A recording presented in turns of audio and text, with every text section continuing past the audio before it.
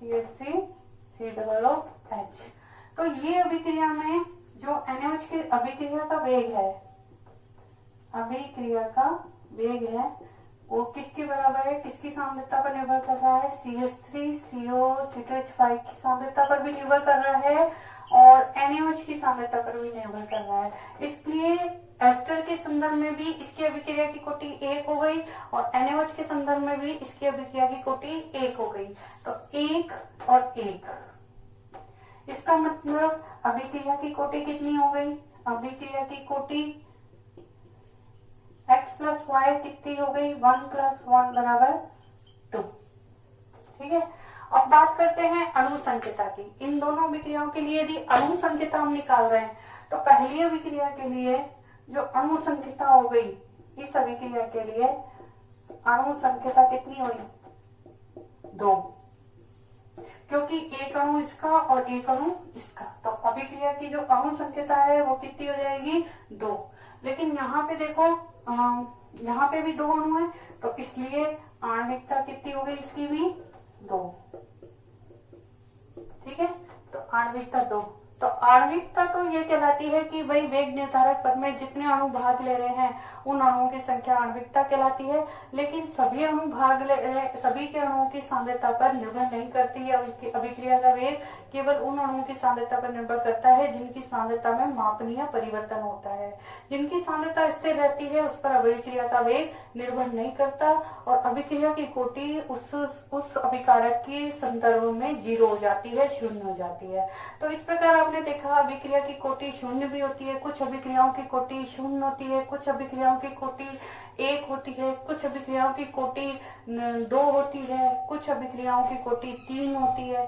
ठीक है, तो इस प्रकार 0 कोटि की अभिक्रिया, जो कोटि 0 होती है उन्हें 0 कोटि की अभिक्रिया, प्रथम कोटि की अभिक्रियाएं कहलाती हैं और कुछ द्वितीय कोटि की अभिक्रियाएं कहलाती हैं। ठीक है, तो इस चैप्टर में हम 0 कोटि की अभिक्रियाएं, प्रथम कोटि की अभिक्रियाएं और द्वितीय कोटि की अभिक्रियाएं पढ़ेंगे। तो कुछ अभिक्रियाएं देखते हैं जिनमें किसी की कोटि 1 है, किसी की कोटि 2 है, किसी की कोटि 0 है, 0 है। ठीक है, तो उनके उदाहरण देखते हैं। जैसे सपोज करो कैल्शियम कार्बोनेट है CaCO3, ये बनाता है CaO प्लस CO2 गर्म करने पे। तो अभिक्रिया का जो वेग है -dr/dt लिख देते हैं, -dr/dt।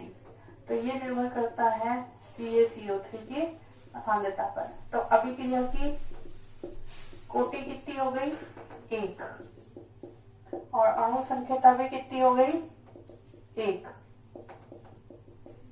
ठीक है, दूसरा हम उदाहरण जैसे हम लेते हैं, सपोज करो H2 प्लस Cl2 HNO की प्रेजेंस में 2HCl बनाता है। ठीक है, अब देखना यहाँ पे -dr/dt बराबर K, H2 की सांद्रता के संदर्भ में इसकी अभिक्रिया की कोटि 0 है, क्योंकि अभिक्रिया की कोटि एक प्रायोगिक मान है और अणु संख्यता एक सैद्धांतिक मान है। तो ये प्रयोग से निकाला गया है, तो H2 की सांद्रता का इस अभिक्रिया के वेग पर कोई प्रभाव नहीं पड़ता, इसलिए H2 की सांद्रता के संदर्भ में अभिक्रिया की कोटि 0 हो गई।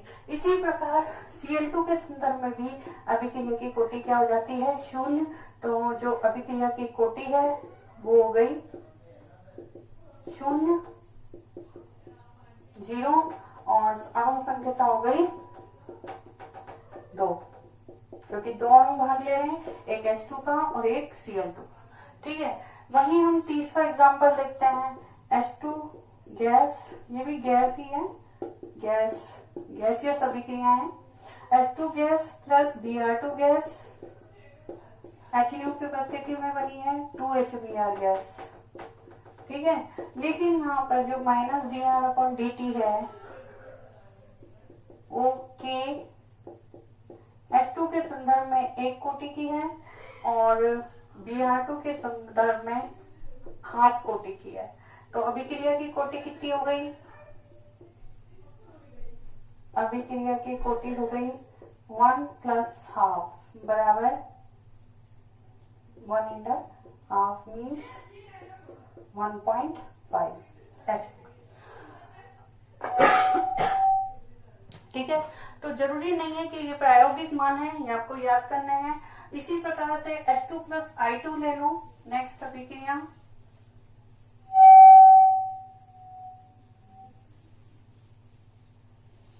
जैसे नेक्स्ट ले रही हूं मैं चौथी, अमोनिया का विघटन,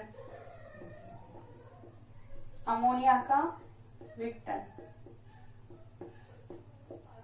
NH3 2 NH3 gas, N2 plus 3H2 gas gas, platinum की उपस्थिति में होता है। अधिकतर यदि उत्प्रेरक की उपस्थिति में अभिक्रियाएं होती हैं तो वो कैसी होती हैं, शून्य कोटि की होती हैं, विघटन सारी अभिक्रियाएं होती है। तो dR/dt बराबर NH3 के संदर्भ में कैसे कोटि की हो जाएगी, शून्य।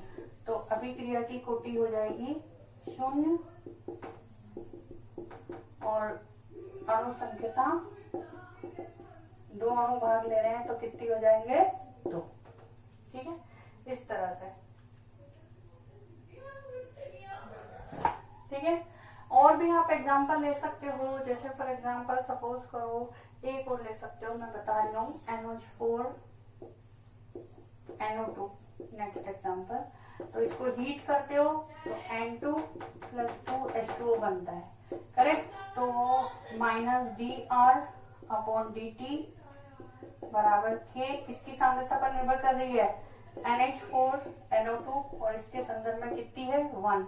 तो अभिक्रिया की कोटि कितनी हो गई, 1 और अणु संख्यता भी कितनी है, 1। तो ये आपको याद करने हैं सारे मान। ठीक है, अब एक बात और बताऊंगी मैं कि जो अणु संख्यता होती है वो 1 2 3 हो सकती है, इससे ज्यादा नहीं हो सकती। यदि इससे ज्यादा हो रही है, अभी अणु संख्यता ज्यादा आ रही है अभिक्रिया, तो वो सरल प्रकार की नहीं होती। ऐसी अभिक्रियाएं 2 या अधिक पदों में संपन्न होती हैं और ऐसी अभिक्रियाओं को जटिल अभिक्रियाएं कहते हैं। और जटिल अभिक्रियाओं में एक वेग निर्धारक पद में ही देखा जाता है केवल कि कितने अणु भाग ले रहे हैं, वही उसकी अणु संख्यता होती है। इसको मैं एक उदाहरण से समझा रही हूँ। जैसे सपोज करो हमने यहाँ पर एक एग्जाम्पल ले रही हूँ मैं अब HBr का। ठीक है, यहाँ पे ले रही हूँ मैं 4HBr प्लस 2O2 है, O2 ले लो, O2 2Br2 प्लस इसमें क्या बनेगा साथ में 2H2। ठीक है, अब ये अभिक्रिया जो देख रहे हो आप, इसमें कितने अणु भाग ले रहे हैं, 4 और 1। ठीक है, टोटल कितने हो गए अणु, 5। तो अणु संख्यता कितनी होनी चाहिए थी, 5, लेकिन अणु संख्यता 5 नहीं होती। ठीक है, अब वो कैसे होते हैं अपन निकालते हैं इसको, है ना। तो देखिए ये जो अभिक्रिया का उदाहरण ले रही हूँ मैं, ये एक जटिल अभिक्रिया है और ये 2 से अधिक पदों में संपन्न होगी। तो पहला पद में लिख रही हूँ पद 1, पद 1। इसमें पहला HBr का अणु क्रिया करेगा इस ऑक्सीजन से और बना देगा HOOBr। इस प्रकार से एक यौगिक बना देगा HOOBr। ये HOOBr फिर दूसरे HBr से अभिक्रिया करेगा और 2HOBr बना देगा। देखो 2H है, यहाँ भी 2H है, 2 ऑक्सीजन है, 2 ऑक्सीजन है, 2 Br है, ये 2 Br है। ठीक है, तो ये हो गया पद 2। ठीक है, पद 2। पद 3 में ध्यान देना कि पद 3 में जो बने थे 2 अणु HOBr के, उनमें से एक अणु HOBr का अभिक्रिया करेगा किससे, HBr के तीसरे अणु से। देखो एक HBr यहाँ काम आ गया, HBr दूसरा यहाँ काम आ गया, अभी 2 अणु और बच रहे हैं, तो तीसरा अणु अब इससे अभिक्रिया करेगा। तो HBr का तीसरा अणु इससे अभिक्रिया करेगा और क्या बना देगा, Br2 और H2। ठीक है, और पद 4 में जो HBr का दूसरा अणु है वो HBr के चौथे अणु से अभिक्रिया कर लेगा और वापस से क्या बना देगा, Br2 प्लस H2O। ठीक है, तो टोटल अभिक्रिया, संपूर्ण अभिक्रिया क्या हो गई इसकी, संपूर्ण अभिक्रिया क्या हो गई, देखो HOBr से यहाँ 2 HOBr थे, तो 2 HOBr से HOBr और HOBr कैंसिल हो गए। ठीक है, एक HOBr से ये HOBr कैंसिल हो गया। ठीक है, तो यहाँ पे क्या बचा, HBr के तो कितने अणु हो गए, 1 2 3 4, तो 4 HBr हो गए, प्लस ऑक्सीजन के कितने हो गए, एक मॉलिक्यूल O2 बराबर Br2 कितने हो गए, 2 है, 2 Br2 प्लस 2 H के अणु, H2O के अणु हो गए, 2 H2O। तो ये की ये अभिक्रिया आ गई, देखो नीचे इस तरह से। ठीक है, तो अब इसमें देखा, जब हमने प्रायोगिक मान निकाले तो ये धीमी गति से संपन्न हुई, स्लो थी, ये फास्ट थी, तेज गति से संपन्न हुई, ये भी फास्ट थी और ये भी फास्ट थी। तो वेग निर्धारक पद कौन सा हो गया, ये वाला वेग निर्धारक पद। और वेग निर्धारक पद में कितने अणु भाग ले रहे हैं, 2 अणु भाग ले रहे हैं, तो अणु संख्या इसकी कितनी हो गई,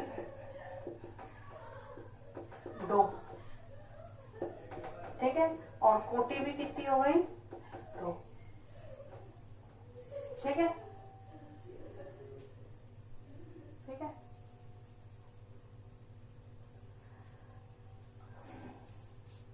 तो इस प्रकार हमने देखा कि अभिक्रिया की अणु संख्या जटिल अभिक्रियाओं में केवल हम वेग निर्धारक पदी देखते हैं कि उसमें कितने अणु भाग ले रहे हैं, वही उसकी अणु संख्या कहलाती है।